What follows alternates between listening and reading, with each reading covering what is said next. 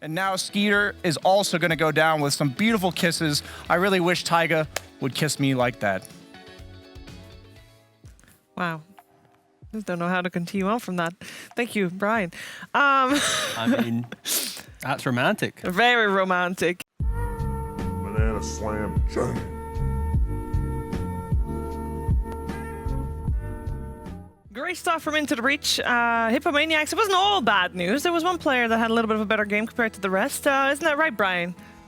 Thank you, Shiver. You know, most of you may well know that Hippomaniacs isn't having the most successful run in the DPC, but we got to make sure we highlight good plays no matter what team they come from, as I want to highlight my boy Muff for game 1 of this series, as we're going to see here some sick support play. Stacks Ancients at 6 minutes, checks the rune, secures it for his mid, realizes he has to help his mid, gets the rune, and he's going to wrap behind, and he knows Darkseer's over here, so he's going to scout him out with the Shadow Poison.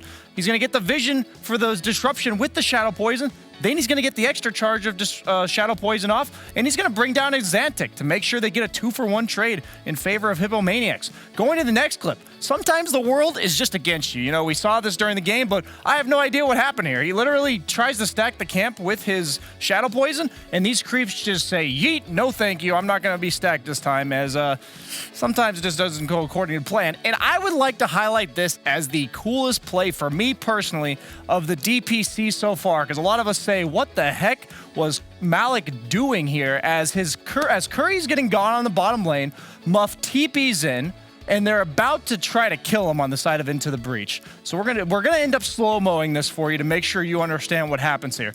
He gets really low from the Hoodwink ulti. They go on him with the Shadow Demon Disruption. This is what I like to call the discount PL Juke. So what they're going to do is Curry says, stand still, Curry, don't move. And he micros the illusion down while Curry's regular hero stands still. And Malik then goes to dissimulate onto the actual illusion rather than Curry, who's going to have time to Chronosphere and escape. So I've never seen that before coming out from a Shadow Demon. I have to believe, being a Platinum tier Shadow Demon, he was the one that made this call. And sometimes you can stack a bunch of camps, save 2 cores in 2 different lanes in the early game, and you still lose horribly anyway. And that's life. That's Dota. Yeah, I got a lot of experiences with that too, you know? I think we all have. Yeah. And if they can replicate it again, it could be interesting. Yeah, these games, multiple games, it went very smooth for them already from the laning stage onwards. And I think that Brian has something else to say about the laning stage for this game too. Thank you, Shiver. I'm going to highlight what can happen if one lane turns into a disaster, especially if it's super early on. So we see here what the panel was mentioning. Malik, he's already got a sub 5-minute Vanguard. And notice on the mini-map that Mirana's already said, you're good to go, buddy. I'm out of here, as he's going to now punish the other 2 lanes for the sins of the top lane. So we're going to go ahead and fast forward. Oops, excuse me. We're going to go back here. We're going to fast forward to Tanner walking his way to the mid lane, 5-minute catapult wave. He is going to now not only win the top lane with 2 kills, but he's also going to land a nice arrow in combination with the searing chains that T-Gov mentioned on the panel, and they're going to get a nice kill on the mid lane. So now instead of just winning top lane, we've now won the mid lane. Now Tanner, 30 seconds later, made sure he gave him a little bit of a break, decides to mosey his way bottom, lands a nice arrow from behind onto Tipek. So not only has he killed top lane, but now in the first 6 minutes, they have now proceeded to kill all 3 lanes and effectively won all 3. So we're now going to see him walk right back to mid just about a minute later, and we're going to run it back. And this is a situation where, because of what's happening top, where it's just Axe having 2 heroes deal with him this entire time, he's just going to get chased underneath his tower for days. Mambo's having to run for what seems like a marathon as he continues all the way behind his tier 2, dying. And at this point, they just don't have enough resources to deal with them. And we go to the final clip that shows Axe. He's just cutting creeps all this time. When you leave your 3 position behind, they're supposed to get punished. You're supposed to lose out on some efficiency in one of your 3 lanes, but this is what happens when you win all 3, and suddenly the game ends up being a crazy stomp. Most of the teams in upper division, they just get a bit too creative sometimes. And then on the other side, they are up against a team that does a lot of things right. All the little things done right, actually, as Brian will tell us. Thank you, Shiver. As I always preach the appreciation of the little things. And we're going to see bottom lane to start. We have Slardar, Snapfire. Most Snapfire is leveling Little Shredder in this current patch, but Taiga's actually going to elect to level the Cookie to get Quakefa in range. This is right at the beginning of the laning phase, and they're going to get off right to an explosive start. And we see that Tundra might not have had as good of a grasp of the laning stage as he did take Leech Seed, which is a little bit odd because Skeeter's not exactly a hero that can be in range to capitalize on the heal from that. And we are going to go to the top lane where we then get to see the treatment they're getting top from 33, getting completely bullied. Even Mikke is taking part in this. He's already underneath this tower at 0 HP, forced to pop a salve after 2 creep waves. And we now get to follow the life of 33 for the next 30 seconds to a minute, where Insania is going to hunt him down. He's hiding in the trees just trying to soak some XP so that he can get the next wave, but Insania is not going to let him get this for free as he is chasing him all around. 33 is dragging a creep wave, but the creep wave loses sight of him at those trees, and he ends up losing 2/3 of them anyways. In the meanwhile, Tiny is not only free farming, but he's also farming a hard camp at the same time.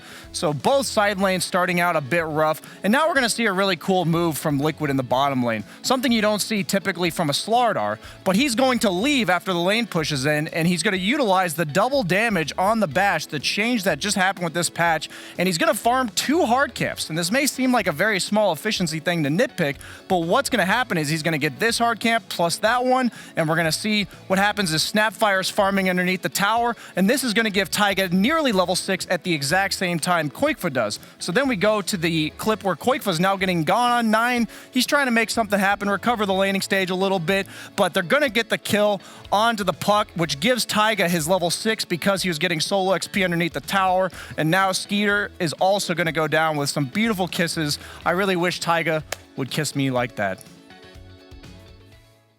Wow. I don't know how to continue on from that. Thank you, Brian. I mean, that's romantic. Very romantic. Punishing the style that Liquid was trying to bring. Yeah, also very curious to hear what Brian has to say about that second game with his best of 3. Thank you, Shiver. I've got a few clips for you guys I think gives you a good portrayal of the story of the early to mid game between Tundra and Liquid Game 2. So what we're going to see from Insania time and time again when we look at the minimap is one of his cores is going to be farming the patented dead lane, and he's going to do whatever he can to protect these cores. And Tundra's going to continuously be trying to make moves. He breaks smoke gank number 1, ends up going down, but saves his core that's farming bottom lane. Now, this time, instead of tanking the gank, he's sitting behind Quakefa, who's farming bottom, and he sees Tundra smoke, ready to counterplay it as best he can. And Tundra, yes, all these early moves seem great. They're putting a lot of pressure on, they're getting kills, but it seems like Liquid's got their number. Liquid constantly counterplaying, gets the curse to save Quakefa, Sumail TP's in, gets the silence on to 9, and they end up turning this 2-0. Then, for the next play, we have another smoke where he just saw 9 show mid. So we're going to see Insania doing the exact same thing at the exact same spot. Notice how he has a core that you just got done farming the bottom lane, breaks the smoke. And the thing about all of these moves is that Tundra seems to be getting kills, and a lot's going on down here, but meanwhile, this is Terrorblade's life. Notice who we haven't seen in any of these clips, a Terrorblade. All these ganks going on in the bottom lane, seems like Liquid is constantly counterplaying and owning the map, but instead, it's actually Skeeter who's getting everything he needs, and they set it up perfectly. Smoke and mirrors coming out from Tundra, 5-person effort to lead Skeeter to an inevitable 1v5 performance on Terrorblade. Yeah, great showing. Thank you, Brian. It was unbearable, though. I mean, it was a lot of pressure. The Lone Druid 9th pick. We talked about the flexibility a lot. Why are you still smiling? We've heard this joke so many times. I know, but that's why you just said it again.